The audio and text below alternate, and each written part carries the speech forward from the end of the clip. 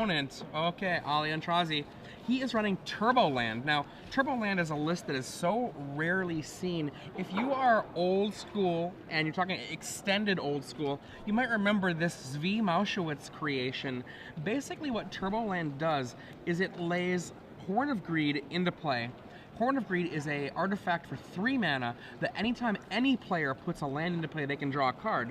And then what it does is it plays cards like Exploration, which I see he has here in the form of Azusa, Lost but Seeking, and 4 Explorations, so that you can play multiple land a turn, and then at a certain point, usually very rapidly, you can run various Time Walk variants, whether it's Time Warp, whether it's Walk the Ages, and you can basically take every single turn, so that your opponent just never gets to play again. And you kill eventually with whatever you'd like. You could perhaps kill with a Scrib Sprite. Whatever it is that you want to kill with, you can kill with. And in this case, he is running Meloku. Now, amongst the many cards that he has in here that are kind of exciting, Azusa, Lost but Seeking, Meloku, Constant Mists, which is a green 1 fog that you can buy back by sacrificing land. This is going to be an exciting one to watch. I'm pretty pumped. These players both 2-0, and let's see whether Aintrazi or Pat Cox is going to come out on top. This is a matchup that is actually, it's very, very dangerous for a deck like Aintrazi, because Pat Cox has a ton of cards which can interact with Ali. Deathrite Shaman can break up elements of the combo. Hymn to Turok can stop it before it gets off. Liliana of the Veil can also disrupt it. It's going to be an interesting matchup. Yeah, if Ali's able to get Meloku going, things could be really crazy for Pat. You see, we're going to shift our playmat there, make sure that perfect. Tell him to stop right there. That's perfect. All right. So turn 1 Deathrite Shaman from Pat. This is a very great opening for Pat. Perhaps, I think it might be his best opening play in this matchup. Is it his only 1-drop permanent, I believe so? I mean, he only could has 1-drop. Thoughtseize. Thoughtseize is the other one, but I think that turn 1, having a Deathrite Shaman on turn 1 is better than Thoughtseize on turn 1. Ollie's scariest turn 1 play is Exploration. And Exploration, great card and all, but Ollie does not kill on turn 1 or even on turn 2. It's a card that he can literally potentially kill on turn 3. And by kill, what I mean is go off so that the opponent gets no other turns, but that is a very rare and uncommon draw. So you see a Scalding Tarn from Ali, and I believe we're going to see a turn 1 Exploration into Wasteland to try to choke Pat on mana here. That would be my guess based on the few cards I could see out of Ali's hand. I did see the Exploration, I did see a Wasteland.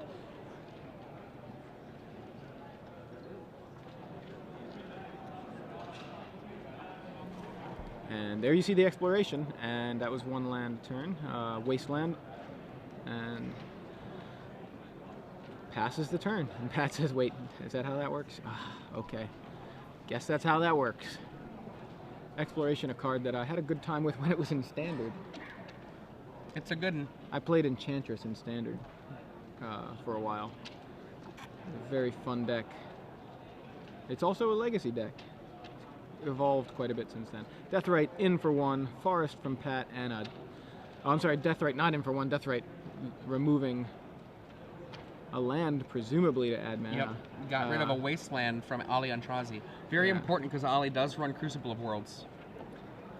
And able to, yeah, there you see the Exploration. Just a 1-mana green enchantment, rare from Urza's Saga. You may play an additional land each turn. So another Exploration would mean that Ali was able to drop 3 lands a turn.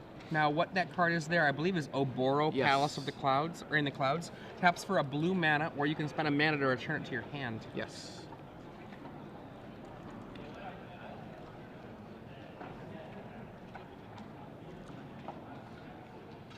Pat fetches. Yeah, there you see Oboro. Oh, you saw it for a second.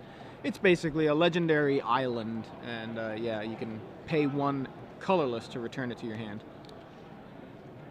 See Azusa Lost but Seeking in Ali's hand. He did Force of Will that Dark Confidant that Pat played on turn 2, but a Hymn to Turok now from Pat could make it real difficult for Ali to get going here once at this point. He may be. I think we're going to see a counter spell. Ah, it's actual factual counterspell. Ollie is running 4 actual factual counterspells. And that is the Jace versus Chandra counterspell, in case you're wondering what that art is. I believe I saw a Time Warp drawn. It is a Time Warp. Ollie's hand is now Azusa and Time Warp. Goes with the Azusa. Azusa is a 1/2 that lets you play 2 additional lands a turn.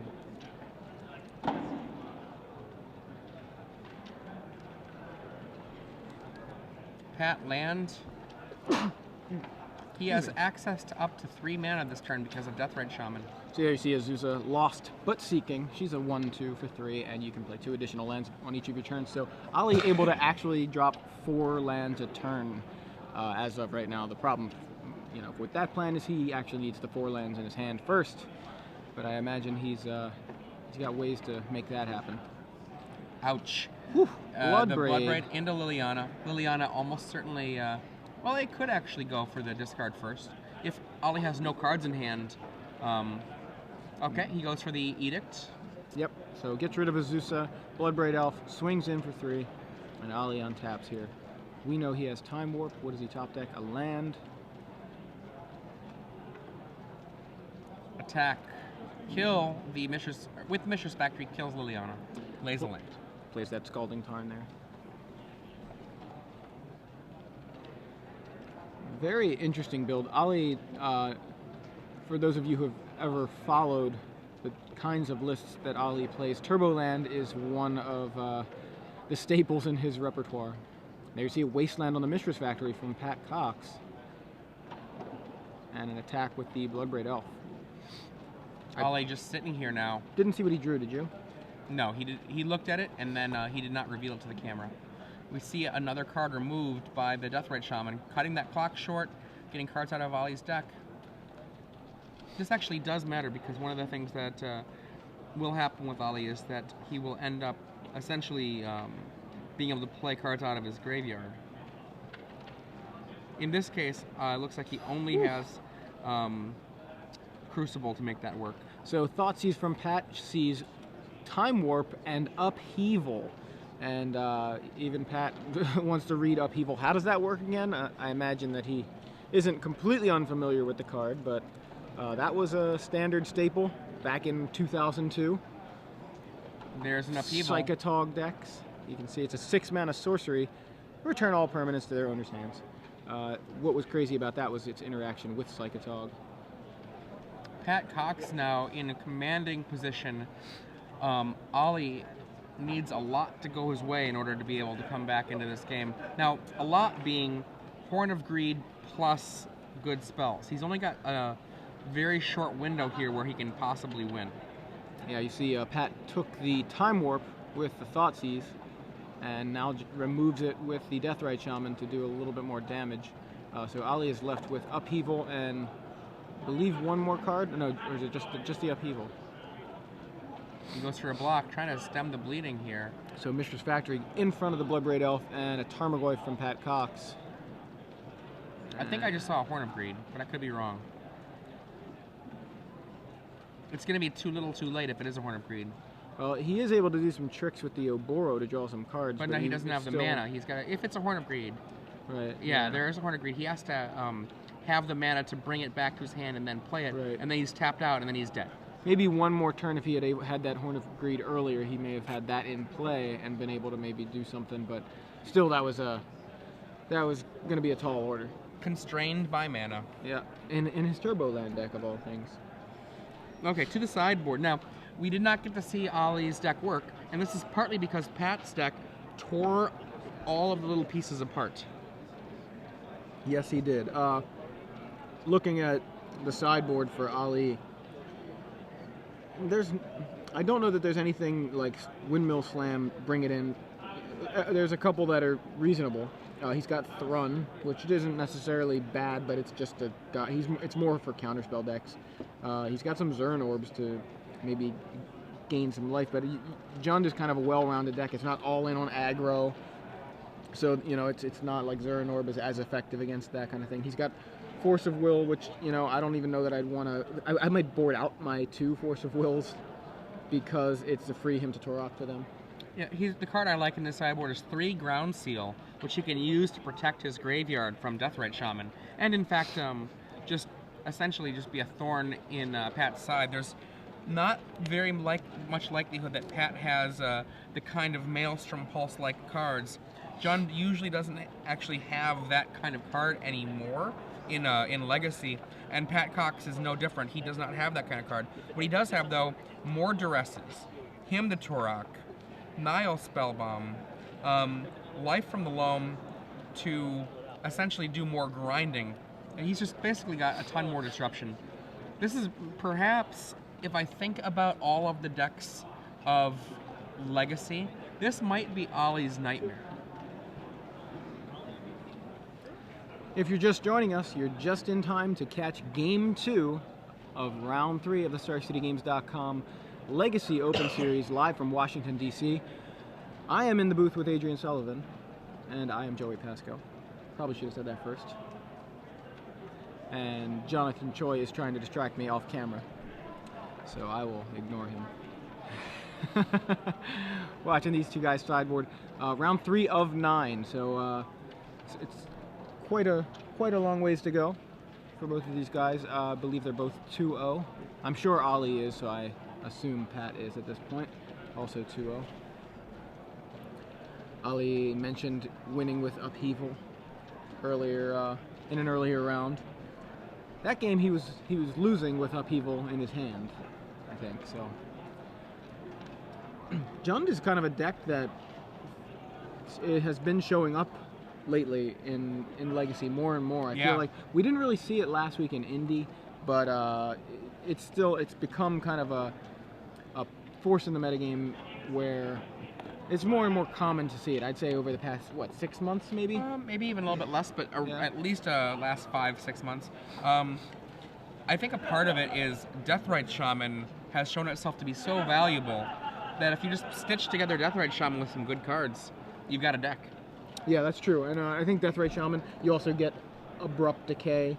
If you're playing Deathrite Shaman for its, if you're maximizing Deathrite Shaman, you have access to Abrupt Decay, which is really, I mean, if you're playing black-green, you want Abrupt Decay. It is such a well-rounded removal spell. It hits so many things in Legacy.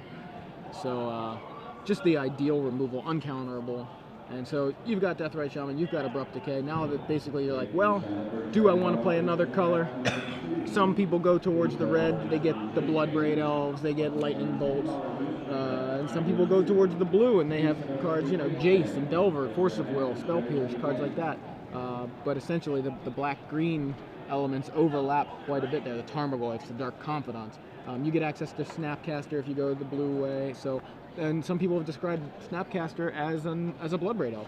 Because a lot of times you're paying 4 mana for a guy and a spell. Yep, sounds about right. Ollie Aintrazi here on the play. So a lot of analogs to the bug lists in the Jund list. Ollie, I think perhaps his highest profile finish was U.S. Nationals a few years back. Definitely. Yeah, back in, what was it? Was that 2008? It's more recent than that. I want to say it was 2010. Was it 2010? Gosh. I want to say it could have been. I'm almost positive it was 2010. I feel like he won with Blue-Black Control, right? I'm pretty sure it was Nationals winner, yeah. in Minneapolis, I want to say. We can certainly look that up here with our access to the internet. Ollie Aintrazi on the play. Turn 1 Exploration available. Also, he's contemplating whether he wants to lay it or not. Oh, that's a Ground Seal, my bad. Deathrite Shaman on turn 1. We're going to see that Ground Seal come into play on turn 2, making Deathrite Shaman's job not all that exciting. Deathrite Shaman essentially becoming a cheap Squire once Ground Seal is in play. It was 2011, yeah, I was just going to say. I mixed, 2010 was in Minneapolis. 2011 was the one Ollie won. Yeah. If you're not familiar with what Ground Seal is, that is an enchantment for green and 1 that makes cards in graveyards unable to be targeted. Ground Seal, I've heard that's a delicacy in some places. Nice. There it is. Boom. Take that, Deathrite Shaman. I'll draw a card. Yeah, that's what really makes that card kind of worth playing, really. Just draw a card. Crucible. Ouch. Crucible of Worlds. One of the player-created cards of Magic the Gathering, now in Ali Aintrazi's hand. And that's something that you guys might be aware of, and you might not. Right now, You Make the Card is happening again. The results, I guess, of the first vote are supposed to be announced Monday, but the Crucible of Worlds there, you see, is one of the previous You Make the Cards, along with Forgotten Ancient and, what was it, Vanish into Mist, I think is what the name of the card was? Okay. Something about vanishing. And is there another one? Is it just those three? I believe it's just those three. Yeah. Dark Confidant comes into play.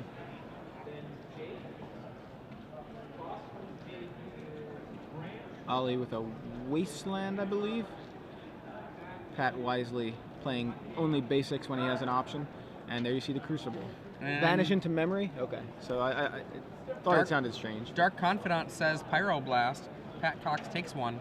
And then the regular draw.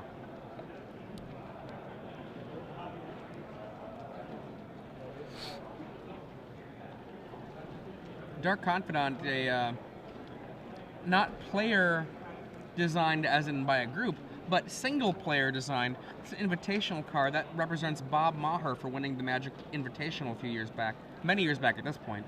I believe that was 2004 that he won. Yeah, and obviously Ravnica came out in 2005. It's actually a very good likeness of him.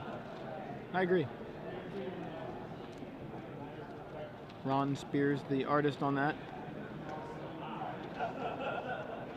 And Pat Cox contemplating whether he wants to get a basic mountain here.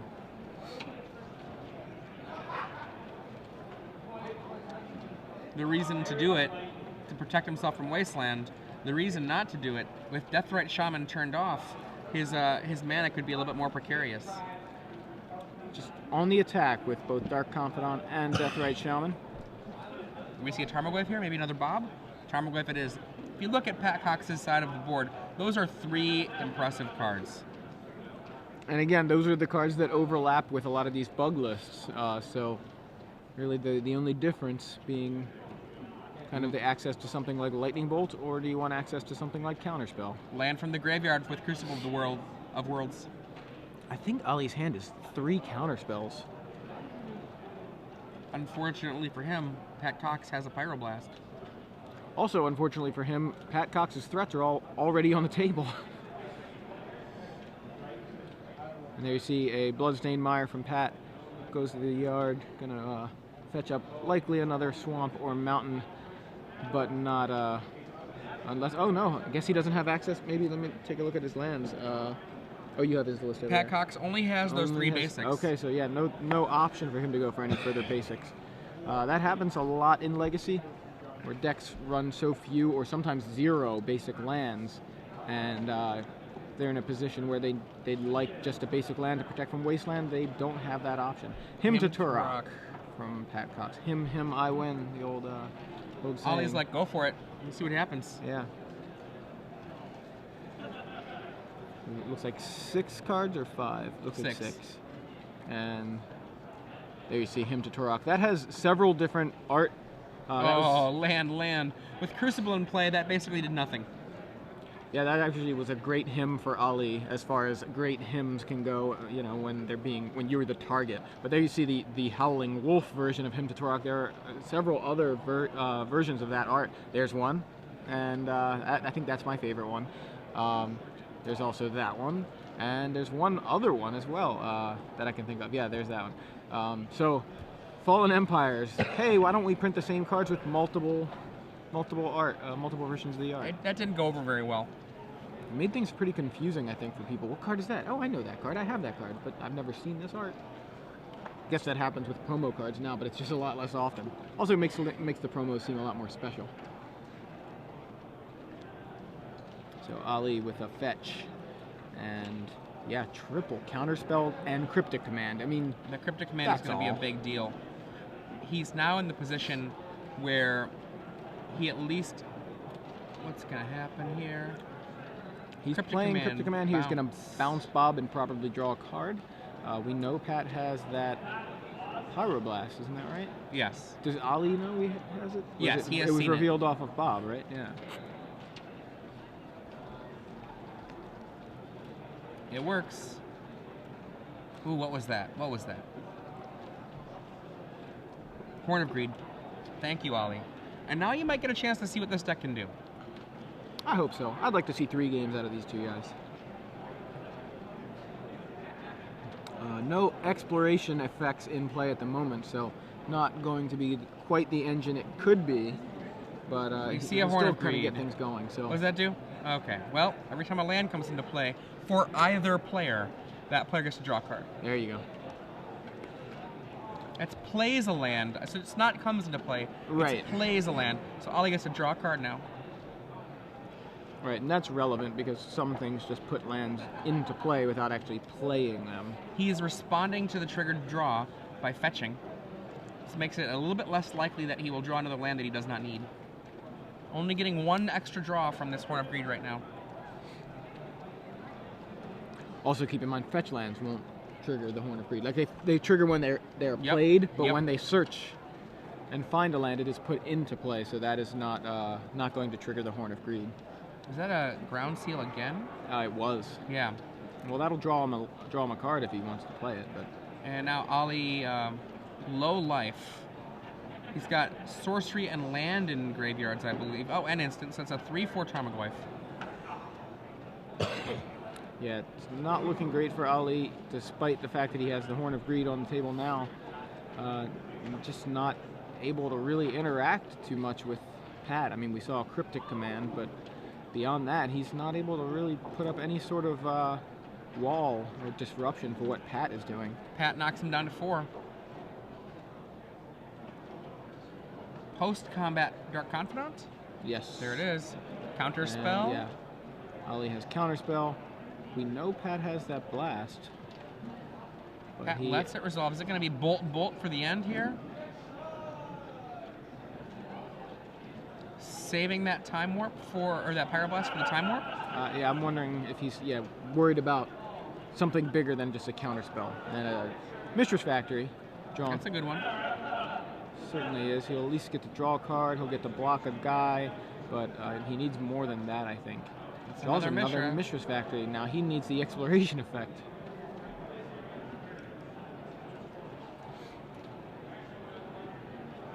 Wonder if he's thinking about wastelanding that bad land. Oh, ground seal. And draws a Scalding Tarn. Passes the turn. I don't know. I mean, he can live through this turn if Pat cannot provide any more damage sources. Just going to block Thoughtseize. And I think that Ollie's like, sure, I've got 2 counter spells, so you can take one of them, and then 3 land. So, Thoughtseize resolves, takes a counterspell, leaving Ali with a couple of land and a counterspell. He is going to activate his Mistress Factory here to block and survive the turn here. So we're going to get some Tarmo die on that.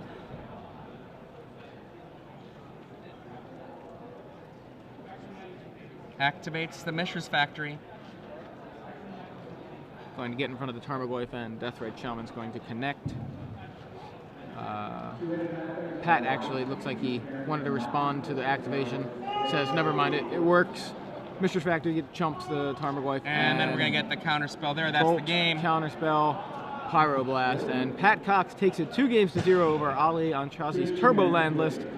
Unfortunate, mostly because I wanted to see Turbo Land get going.